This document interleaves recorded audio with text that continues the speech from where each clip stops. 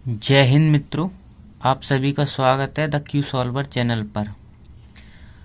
ये है प्रयास कीजिए नंबर 13 का सवाल नंबर 2। इसमें हमें एक रमन की दुकान दी हुई है। रमन की दुकान, तो रमन की दुकान की टैग लाइन है, जो भी आएगा खाली न जाएगा। तो यहाँ पर रमन की दुकान पे क्या क्या सामान मिलता है वो लिखा हुआ है और उसका क्या रेट है वो लिखा हुआ है, और पिछले साल उसने कितना सामान बेचा वो यहाँ पर लिखा हुआ है। तो रमन की दुकान पे सेब, संतरा, कंघा, ब्रश, पेंसिल, नोटबुक, नहाने का साबुन, मतलब रमन की दुकान पे सभी सामान मिलता है, ऑल इन वन। सेब है 40 रुपये प्रति किलो और उसने पिछले साल सेब बेचे 2457 किलो। संतरा है 30 रुपये प्रति किलो और उसने पिछले साल संतरे बेचे 3004 किलो। कंघा 3 रुपये प्रति नग, यानी कि एक कंघा 3 रुपये का, और उसने पिछले साल कंघे बेचे 22,760। लॉकडाउन में कंघे बहुत बिके उसके। और यहाँ हमारा ब्रश है 10 रुपये प्रति नग, यानी कि 25,367 ब्रश उसने पिछले साल लॉकडाउन में बेचे। लोगों ने खाया और फिर दांतों को खूब धोया। पेंसिल 1 रुपये प्रति नग, इतनी सस्ती, यानी कि एक पेंसिल 1 रुपये की है, तो उसने पिछले साल लॉकडाउन में 38,530 पेंसिल बेची। और नोटबुक है 6 रुपये की एक, और उसने जो है 40,002 नोटबुक बेची पिछले साल लॉकडाउन में। नहाने का साबुन, लॉकडाउन में लोगों ने खाया, दांतों को मांजा और नहाया, तो यहाँ नहाने का साबुन 8 रुपये प्रति नग, यानी कि एक साबुन 8 रुपये का, जो हमारा नंबर 1 साबुन होता है। एक बार लगाओ, बिना नहाए धोए साफ हो जाओ। 8 रुपये का है। उसने लॉकडाउन में 20,005 साबुन बेचे। अब देखते हैं इनमें क्या क्या सवाल पूछे गए हैं। क्या आप रमन द्वारा पिछले वर्ष बेचे गए सेबों और संतरों का कुल भार ज्ञात कर सकते हैं? अवश्य। तो देखते हैं सेबों का भार। उसने कितने सेब बेचे? पिछले साल उसने सेब बेचे 2,457 किलो, और उसने संतरे बेचे 3,004 किलो। तो इनका जो कुल भार हो गया, इसको हम जोड़ देते हैं। तो 4 और 7 11 की 1, 5 और 1 6, 4 3 2 5, यानी कि 5,461 किलोग्राम, जिसे शॉर्टकट में हम बोलते हैं केजी। तो पिछले साल इतना सामान बेचा गया रमन के द्वारा। अब देखते हैं सवाल नंबर 2। रमन द्वारा सेबों को बेचने पर प्राप्त धनराशि, यानी कि रमन ने पिछले साल लॉकडाउन में लोगों को 2,457 किलो सेब खिला दिए। अब उसने 1 किलो सेब बेचे अगर 40 रुपए के, तो 2,457 किलो सेब कितने के होंगे? ये होंगे, तो आइए गुणा करते हैं।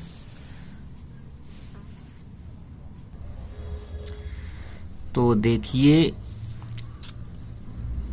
1 किलो सेब कितने के हैं? 40 रुपए के। अगर 1 किलो 40 के हैं तो 2,457 कितने के हो गए? तो इसी की हम गुणा कर लेते हैं। 2,457 गुणा में 40, तो ये हो जाएगा 1 2 3 4। फिर गुणा में 7 चौक 28 की 8, हासिल लगी 2, 5 चौक 20 की 0, 5 चौक 20 और 2 22 की 2 हासिल लगी 2, 4 चौक 16, 17 18 की 8 हासिल लगी 1, 4 दूनी 8 और 1 9। तो यहाँ पर हो गया ये 0, ये 8, ये 2, ये 8, ये 9 ये तो हो गए 98,280 रुपए। ओ, यहाँ पर रमन ने तो कमाल कर दिया, 1 लाख रुपए सेब में ही कमा लिए। तो यहाँ पर रमन ने 98,280 रुपए के तो सेब बेचे। तो ये रमन के द्वारा प्राप्त धनराशि ये वाली। अब देखते हैं अगला सवाल। सेब और संतरों द्वारा प्राप्त कुल धनराशि, हमें सेब की तो ये मिल गई। अब हम देखते हैं संतरों की धनराशि। तो उसने संतरे बेचे 30 रुपए किलो, यानी 30 रुपए का 1 किलो, 30 रुपए का 1 किलो। तो उसने जो संतरे बेचे वो बेचे इतने किलो। 1 किलो जो है हमारा 30 रुपए का है। तो देखते हैं 1 2 3 4 गुणा में 4 3 12 की 2 हासिल 1 1 0 9। तो यहाँ पर आ गया 0 2 1 0 9, यानी कि 90,120।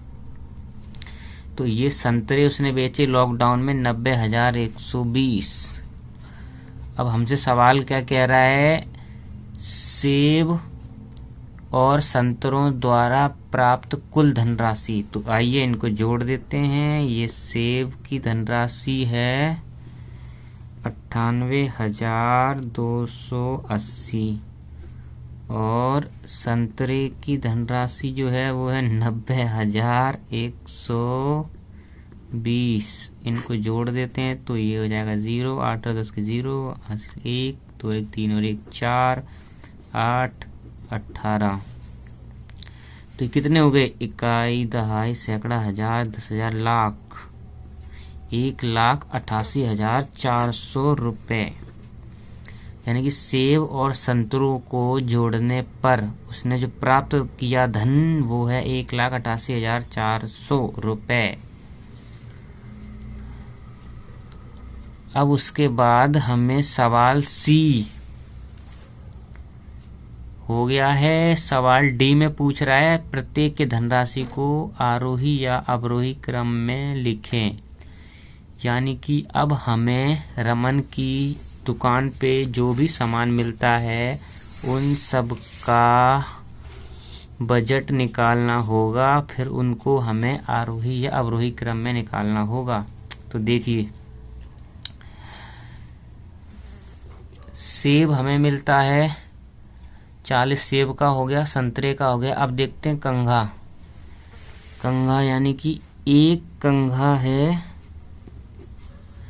3 रुपए का,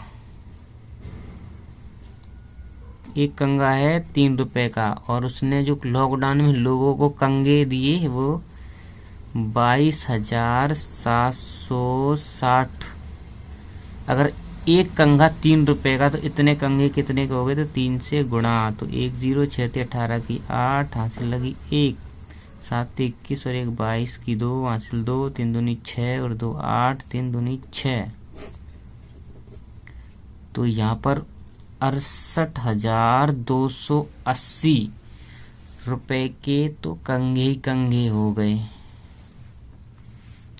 अब उसके बाद ब्रुश, लोगों ने बहुत ब्रुश किया। ब्रुश जो है वो 10 रुपए का है एक। तो उसने जो ब्रुश बेचे भैया बहुत बेचे, 25,367 गुणा में 10। तो ये हो गए 2 5 3 6 7 0, यानी कि इकाई दहाई सैकड़ा हजार 10,000 लाख, 2,63,000 53,670 रुपए के तो भैया उन्होंने ब्रश ही बेच दिए।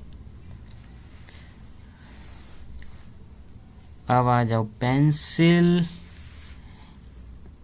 एक पेंसिल है 1 रुपए की। अगर एक पेंसिल 1 रुपए की, 10 पेंसिल 10 रुपए की, 100 पेंसिल 100 रुपए की, तो यहाँ पर जो पेंसिल बेची हैं 38,530 रुपए की।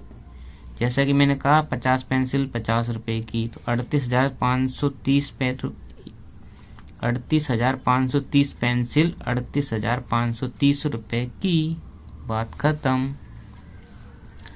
अब आ जाओ नोटबुक यानी कि कॉपियां।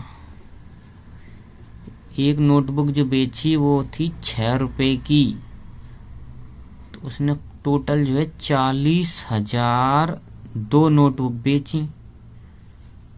तो कितने रुपए की हो गई होंगी ये बहुत हो गई होगी, बहुत ज्यादा रुपया हो गया होगा। 6 दूनी 12 की 2 वहां से लगी 1 फिर 0 फिर 0 6 चौक 24,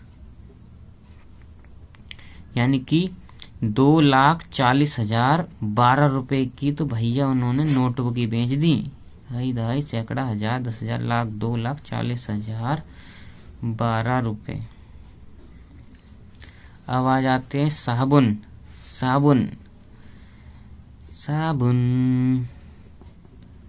ये साबुन नंबर 1 8 रुपए का एक साबुन। तो साबुन जो है वो बेचे 20,005।